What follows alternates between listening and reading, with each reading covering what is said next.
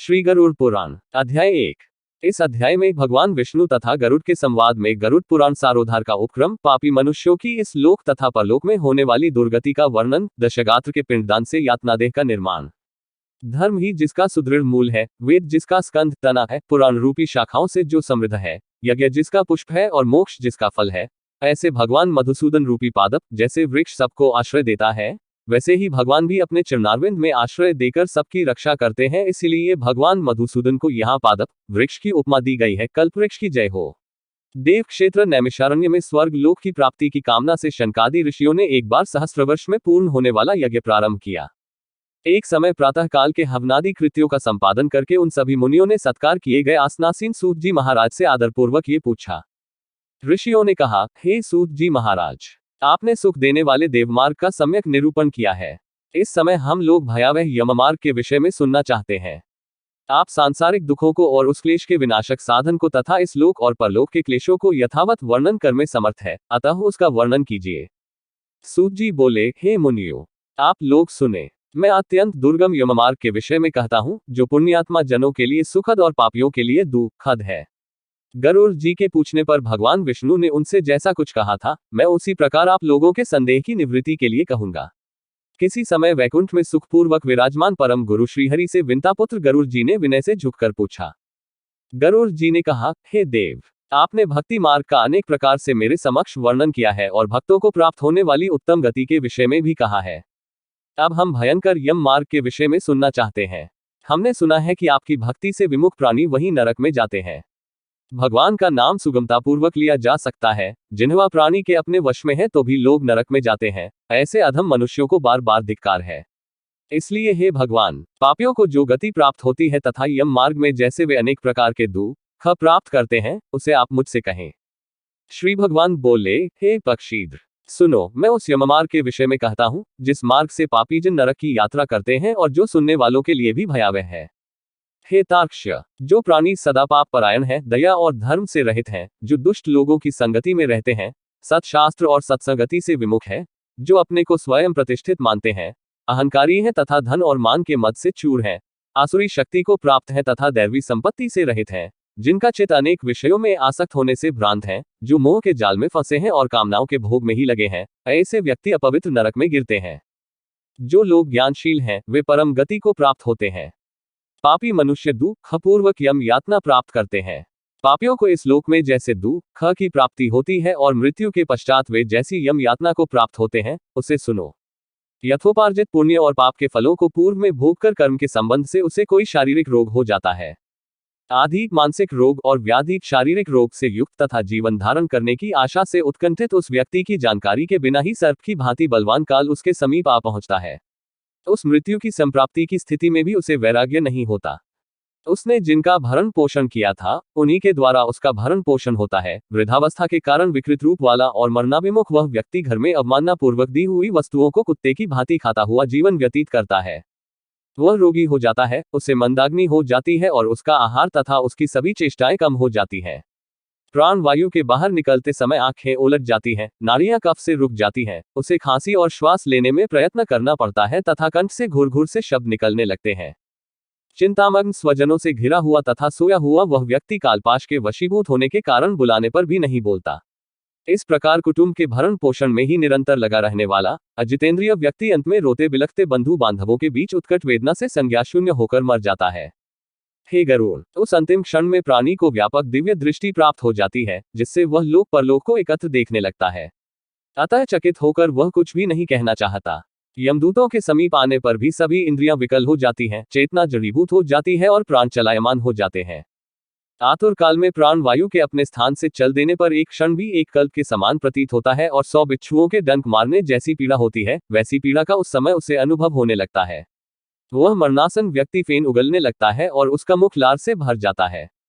पापी जनों के प्राणवायु अधोद्वार गुदा मार्ग से निकलते हैं। उस समय दोनों हाथों में पाश और दंड धारण किए, नग्न दांतों को कटकटाते हुए क्रोधपूर्ण नेत्र वाले यम के 2 भयंकर दूत समीप में आते हैं। उनके केश ऊपर की ओर उठे होते हैं, वे कौए के समान काले होते हैं और टेढ़े मुख वाले होते हैं तथा उनके नख आयुध की भांति होते हैं। उन्हें देखकर भयभीत हृदय वाला वह मरणासन प्राणी मलमूत्र का विसर्जन करने लगता है। अपने 5 भौतिक शरीर से हाय हाय करते हुए निकलता हुआ तथा यमदूतों के द्वारा पकड़ा हुआ वह अंगुष्ठ मात्र प्रमाण का पुरुष अपने घर को देखता हुआ यमदूतों के द्वारा यातना देह से ढककर के गले में बलपूर्वक पाशों से बांधकर सुदूर यममार्ग यातना के लिए उसी प्रकार ले जाया जाता है जिस प्रकार राजपुरुष दंडनीय अपराधी को ले जाते हैं। इस प्रकार ले जाए जाते हुए उस जीव को यम के दूत तर्जना करके डराते हैं और नरकों के तीव्र भय का पुनः वर्णन करते हैं। यमदूत कहते हैं, रे दुष्ट, शीघ्र चल, तुम यमलोक जाओगे। आज तुम्हें हम सब कुंभीपाक आदि नरकों में शीघ्र ही ले जाएंगे। इस प्रकार यमदूतों की वाणी तथा बंधु बांधवों का रुदन सुनता हुआ वह जीव जोर से हाहाकार करके विलाप करता है और यमदूतों के द्वारा प्रताड़ित किया जाता है। यमदूतों की तर्जनाओं से उसका हृदय विदीर्ण हो जाता है, वह कांपने लगता है, रास्ते में कुत्ते काटते हैं और अपने पापों का स्मरण करता हुआ वह पीड़ित जीव यममार्ग में चलता है। भूख और प्यास से पीड़ित होकर सूर्य, दावाग्नि एवं वायु के झोंकों से संतृप्त होते हुए और यमदूतों के द्वारा पीठ पर कोड़े से पीटे जाते हुए उस जीव को तपी हुई बालुका से पूर्ण तथा विश्राम रहित और जल रहित मार्ग पर असमर्थ होते हुए भी बड़ी कठिनाई से चलना पड़ता है। थककर जगह जगह गिरता और मूर्छित होता हुआ वह पुनः उठकर पापी जनों की भांति अंधकारपूर्ण यमलोक में ले जाया जाता है। 2 अथवा 3 मुहूर्त में वह मनुष्य वहां पहुंचाया जाता है और यमदूत उसे घोर नरक यातनाओं को दिखाते हैं। मुहूर्त मात्र में यम को और नारकीय यातनाओं के भय को देखकर वह व्यक्ति यम की आज्ञा से आकाश मार्ग से यमदूतों के साथ पुनः इस लोक मनुष्य लोक में चला आता है। मनुष्य लोक में आकर आबादी वासना से बद्ध वह जीव देह में प्रविष्ट होने की इच्छा रखता है, किंतु यमदूतों द्वारा पकड़कर पाश में बांध दिए जाने से भूख और प्यास से अत्यंत पीड़ित होकर रोता है। हे तार्क्ष्य, वह पातकी प्राणी पुत्रों से दिए हुए पिंड तथा आतुर काल में दिए हुए दान को प्राप्त करता है तो भी उस नास्तिक को तृप्ति नहीं होती। पुत्रादि के द्वारा पापियों के उद्देश्य से किए गए श्राद्ध, दान तथा जलांजलि उनके पास ठहरती नहीं। अतः पिंडदान का भोग करने पर भी वे क्षुधा से व्याकुल होकर यममार्ग में जाते हैं। जिनका पिंडदान नहीं होता वे प्रेत रूप में होकर कल्प पर्यंत निर्जन वन में दुखी होकर भ्रमण करते रहते हैं। सैकड़ों करोड़ कल्प बीत जाने पर भी बिना भोग किए कर्म फल का नाश नहीं होता और जब तक वह पापी जीव यातनाओं का भोग नहीं कर लेता तब तक उसे मनुष्य शरीर भी प्राप्त नहीं होता।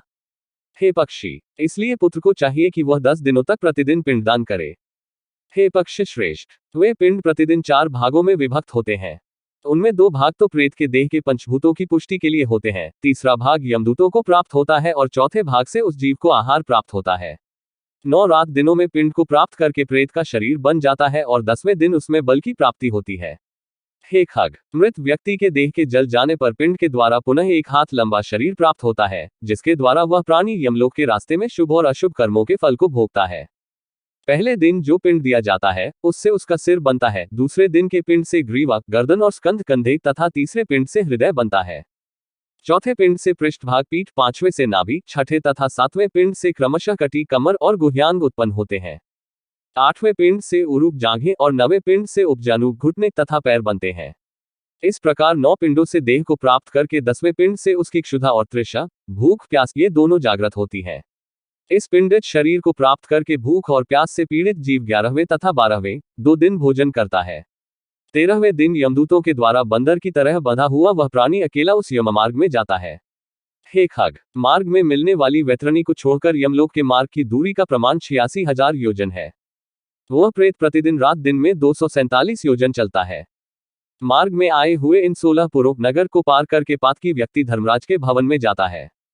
1. सौम्यपुर 2. सौरपुर 3. नगेंद्र भवन 4. गंधर्वपुर 5. शैलागम 6. क्रौंचपुर 7. क्रूरपुर 8. विचित्र भवन 9. बहवापदपुर 10. दुखदपुर 11. नानाक्रंदपुर 12. सुतप भवन 13. रौद्रपुर 14. प्युवर्षणपुर 15. शीताध्यपुर तथा 16. बहुभीतिपुर को पार करके इनके आगे यमपुरी में धर्मराज का भवन स्थित है।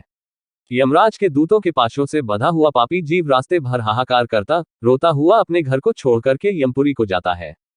इस प्रकार गरुड़ पुराण के अंतर्गत सारोद्धार में पापियों के इस लोक तथा परलोक के दुख का निरूपण नामक पहला अध्याय पूर्ण हुआ। जय जय श्री हरि।